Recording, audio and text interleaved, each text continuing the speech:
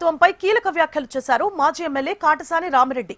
అసెంబ్లీలో ఎన్నిసార్లు అమరావతి తీర్మానం చేస్తారని ప్రశ్నించారు. అమరావతికి వైసీపీ ఎప్పుడు వ్యతిరేకం కాదు అన్నారు. రాజధానికి కేవలం 30,000 ఎకరాలు సరిపోతుందని, కేవలం రియల్ దందా కోసమే 1,00,000 ఎకరాలు సేకరిస్తున్నారంటూ కూటమి నేతలపై కాటసాని ఆగ్రహం వ్యక్తం చేశారు. వాళ్ళే గుర్తించి మరి చేయడం జరిగింది.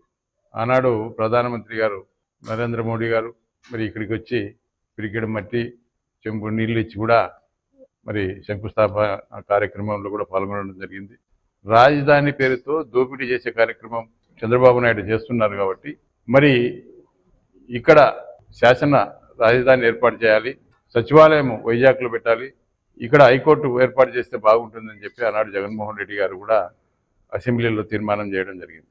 ఏదేమైనప్పటికీ కూడా మళ్ళీ తెలుగుదేశం పార్టీ అధికారంలోకి రావటం, ఎందుకంటే ఒకసారి తీర్మానం ఆల్రెడీ చేయడం జరిగింది గతంలో తెలుగుదేశం పార్టీ అధికారంలో ఉన్నప్పుడు. మళ్ళీ రెండవసారి ఈరోజు అమరావతిగా మరి మనకు రాజధాని లేదని చెప్పి వాళ్ళే మాట్లాడుతూ ఉన్నారు.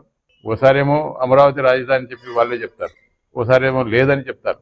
తెలుగుదేశం పార్టీ అధికారంలోకి వచ్చి 2 సంవత్సరాలుగా వస్తూ ఉంది. మరి ఇంతవరకు కూడా రాజధాని పేరు కూడా ఎత్తని చంద్రబాబు నాయుడు మరి హఠాత్తుగా ఈరోజు 28వ తేదీన అసెంబ్లీ సమావేశాలు ఏర్పాటు చేసి మళ్ళీ తీర్మానం చేయడం జరిగింది.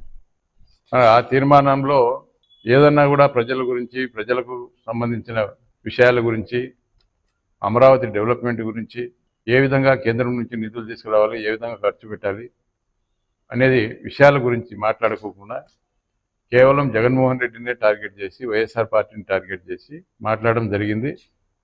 మరి అదేవిధంగా ఈరోజు ప్రజలు కూడా వాస్తవాలు తెలుసుకోవడం జరిగింది.